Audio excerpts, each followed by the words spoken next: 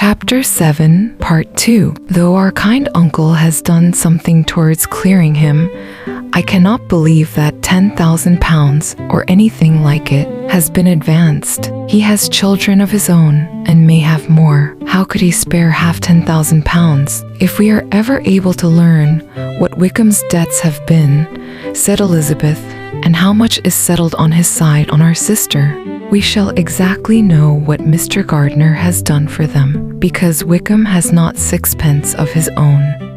The kindness of my uncle and aunt can never be requited.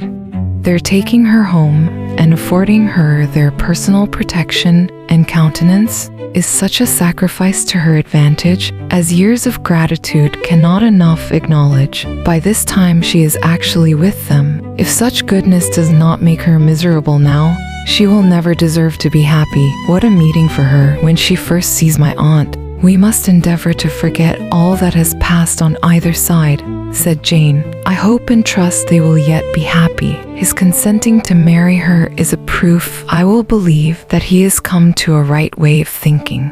Their mutual affection will steady them, and I flatter myself they will settle so quietly and live in so rational a manner as may in time make their past imprudence forgotten. Their conduct has been such, replied Elizabeth, as neither you, nor I, nor anybody can ever forget. It is useless to talk of it. It now occurred to the girls that their mother was in all likelihood perfectly ignorant of what had happened. They went to the library, therefore, and asked their father whether he would not wish them to make it known to her. He was writing, and, without raising his head, coolly replied, "Just as you please. May we take my uncle's letter to read to her?" "Take whatever you like, and get away." Elizabeth took the letter from his writing table, and they went upstairs together. Mary and Kitty were both with Mrs. Bennet. One communication would, therefore, do for all. After a slight preparation for good news, the letter was read aloud. Mrs. Bennet could hardly contain herself. As soon as Jane had read Mr. Gardiner's hope of Lydia's being soon married, her joy burst forth, and every following sentence added to its exuberance. She was now in an irritation as violent from delight as she had ever been fidgety from alarm and vexation. To know that her daughter would be married was enough. She was disturbed by no fear for her felicity, nor humbled by any remembrance of her misconduct. "My dear, dear Lydia," she cried, "this is delightful indeed. She will be married. I shall see her again. She will be married at 16. My good, kind brother. I knew how it would be. I knew he would manage everything. How I long to see her, and to see dear Wickham too. But the clothes, the wedding clothes, I will write to my sister Gardiner about them directly. Lizzie, my dear, run down to your father and ask him how much he will give her. Stay, I will go myself. Ring the bell, Kitty, for Hill. I will put on my things in a moment. My dear, dear Lydia, how merry we shall be together when we meet." Her eldest daughter endeavored to give some relief to the violence of these transports by leading her thoughts to the obligations which Mr. Gardiner's behavior laid them all under. For we must attribute this happy conclusion, she added, in a great measure, to his kindness. We are persuaded that he has pledged himself to assist Mr. Wickham with money. "Well," cried her mother, "it is all very right. Who should do it but her own uncle? If he had not had a family of his own, I and my children must have had all his money, you know, and it is the first time we have ever had anything from him, except a few presents. Well, I am so happy. In a short time I shall have a daughter married. Mrs. Wickham, how well it sounds! And she was only 16 last June. My dear Jane, I am in such a flutter that I am sure I can't write, so I will dictate, and you write for me. We will settle with your father about the money afterwards, but the things should be ordered immediately." She was then proceeding to all the particulars of calico, muslin, and cambric, and would shortly have dictated some very plentiful orders, had not Jane, though with some difficulty, persuaded her to wait till her father was at leisure to be consulted. One day's delay, she observed, would be of small importance, and her mother was too happy to be quite so obstinate as usual. Other schemes, too, came into her head. "I will go to Meryton," said she, "as soon as I am dressed, and tell the good news to my sister Phillips, and as I come back, I can call on Lady Lucas and Mrs. Long. Kitty, run down and order the carriage. An airing would do me a great deal of good, I am sure. Girls, can I do anything for you in Meryton? Oh, here comes Hill.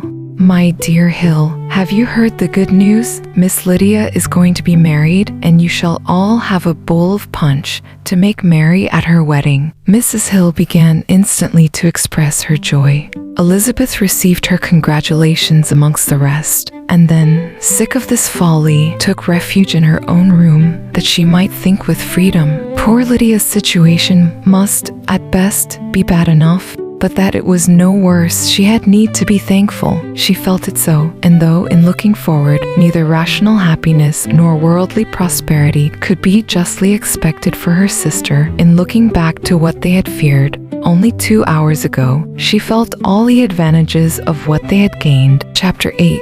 Mr. Bennet had very often wished, before this period of his life, that, instead of spending his whole income, he had laid by an annual sum for the better provision of his children and of his wife, if she survived him. He now wished it more than ever.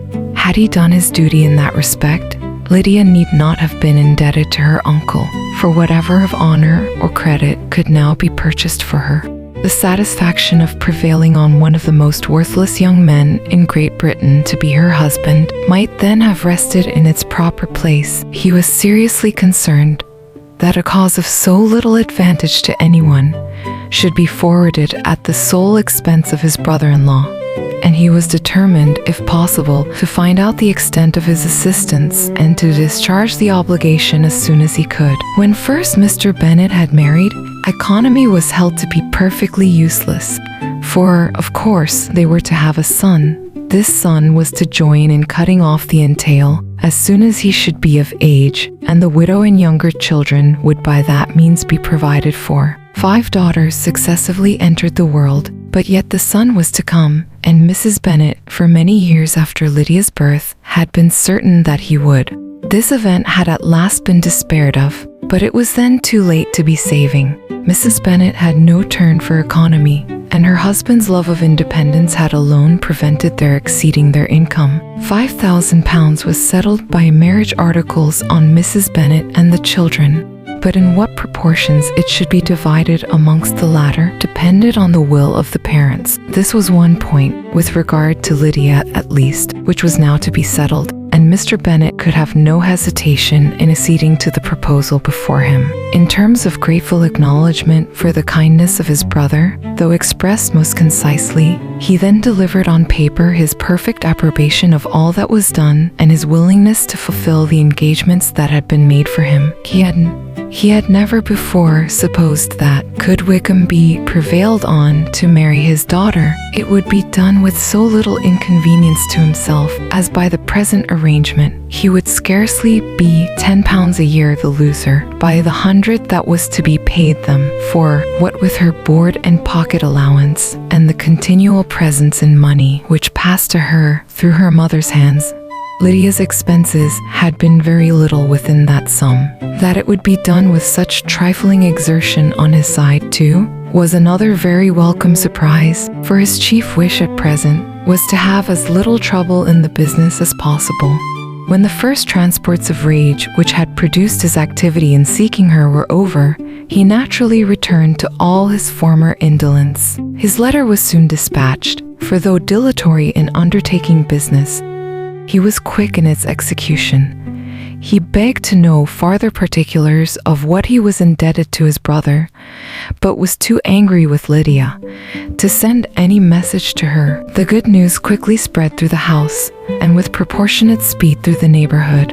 It was borne in the latter with decent philosophy. To be sure, it would have been more for the advantage of conversation had Miss Lydia Bennet come upon the town, or, as the happiest alternative, been secluded from the world in some distant farmhouse. But there was much to be talked of in marrying her, and the good-natured wishes for her well-doing, which had proceeded before from all the spiteful old ladies in Meryton, lost but little of their spirit in this change of circumstances, because, with such an husband, her misery was considered certain. It was a fortnight since Mrs. Bennet had been downstairs, but on this happy day, she again took her seat at the head of her table, and in spirits oppressively high.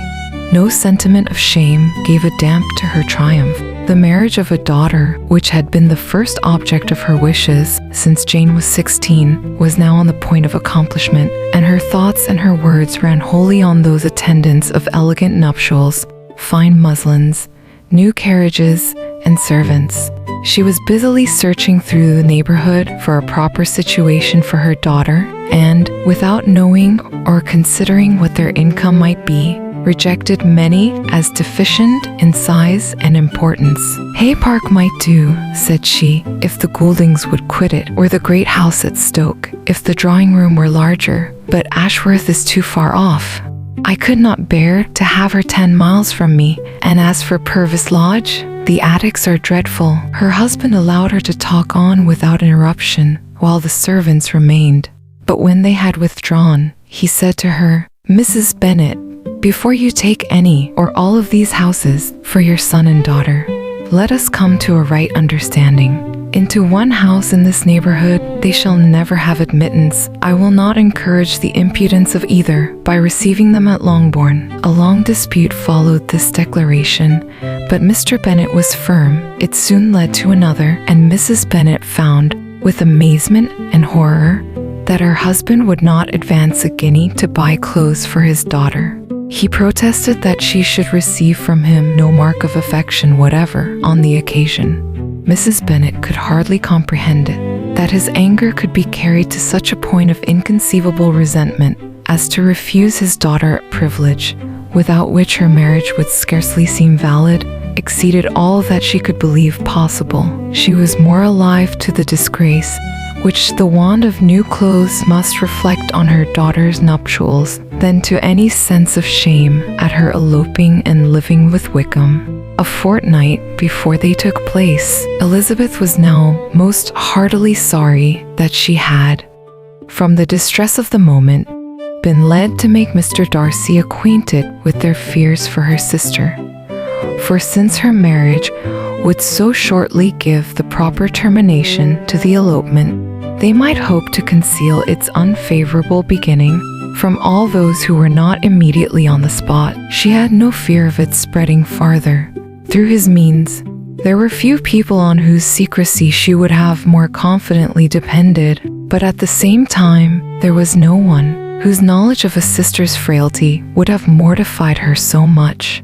Not, however, from any fear of disadvantage from it individually to herself, for at any rate there seemed a gulf impassable between them. Had Lydia's marriage been concluded on the most honorable terms, it was not to be supposed that Mr. Darcy would connect himself with a family where to every other objection would now be added an alliance and relationship of the nearest kind with the man whom he so justly scorned. From such a connection she could not wonder that he should shrink.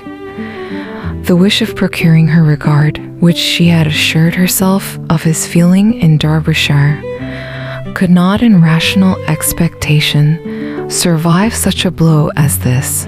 She was humbled, she was grieved, she repented, though she hardly knew of what. She became jealous of his esteem, when she could no longer hope to be benefited by it. She wanted to hear of him when there seemed the least chance of gaining intelligence. She was convinced that she could have been happy with him when it was no longer likely they should meet. What a triumph for him, as she often thought, could he know that the proposals which she had proudly spurned only 4 months ago would now have been gladly and gratefully received. He was as generous, she doubted not, as the most generous of his sex. But while he was mortal, there must be a triumph. She began now to comprehend that he was exactly the man who, in disposition and talents, would most suit her. His understanding and temper, though unlike her own, would have answered all her wishes. It was an union that must have been to the advantage of both. By her ease and liveliness, His mind might have been softened, his manners improved, and from his judgment, information, and knowledge of the world, she must have received benefit of greater importance. But no such happy marriage could now teach the admiring multitude what connubial felicity really was, an union of a different tendency, and precluding the possibility of the other, was soon to be formed in their family. How Wickham and Lydia were to be supported in tolerable independence, she could not imagine. But how little of permanent happiness could belong to a couple who were only brought together because their passions were stronger than their virtue, she could easily conjecture. Mr. Gardiner soon wrote again to his brother. To Mr. Bennet's acknowledgments he briefly replied, with assurances of his eagerness to promote the welfare of any of his family, and concluded with entreaties that the subject might never be mentioned to him again. The principal purport of his letter was to inform them that Mr. Wickham had resolved on quitting the militia. It was greatly my wish that he should do so, he added, as soon as his marriage was fixed on, and I think you will agree with me in considering a removal from that corps as highly advisable, both on his account and my niece's. It is Mr. Wickham's intention to go into the regulars, and among his former friends, there are still some who are able and willing to assist him in the army. He has the promise of an ensigncy in General S. Regiment, now quartered in the north. It is an advantage to have it so far from this part of the kingdom. He promises fairly, and I hope among different people, where they may each have a character to preserve, they will both be more prudent. I have written to Colonel Forster to inform him of our present arrangements and to request that he will satisfy the various creditors of Mr. Wickham in and near Brighton with assurances of speedy payment, for which I have pledged myself. And will you give yourself the trouble of carrying similar assurances to his creditors in Meryton, of whom I shall subjoin a list, according to his information. He has given in all his debts. I hope at least he has not deceived us. Haggerston has our directions, and all will be completed in a week. They will then join his regiment, unless they are first invited to Longbourn, and I understand from Mrs. Gardiner that my niece is very desirous of seeing you all before she leaves the south. She is well, and begs to be dutifully remembered to you and her mother. Yours, and say, E. Gardiner. Mr. Bennet and his daughters saw all the advantages of Wickham's removal from the shire as clearly as Mr. Gardiner could do, but Mrs. Bennet was not so well pleased with it. Lydia's being settled in the north just when she had expected most pleasure and pride in her company, for she had by no means given up her plan of their residing in Hertfordshire, was a severe disappointment, and besides, it was such a pity that Lydia should be taken from a regiment where she was acquainted with everybody and had so many favorites. She is so fond of Mrs. Forster, said she, it will be quite shocking to send her away. And there are several of the young men, too, that she likes very much. The officers may not be so pleasant in general as regiment. His daughter's request, for such it might be considered, of being admitted into her family again, before she set off for the north, received at first an absolute negative.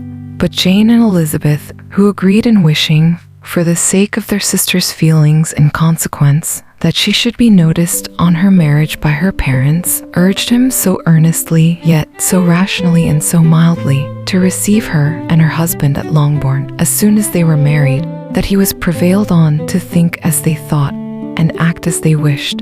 And their mother had the satisfaction of knowing that she should be able to shew her married daughter in the neighborhood before she was banished to the north.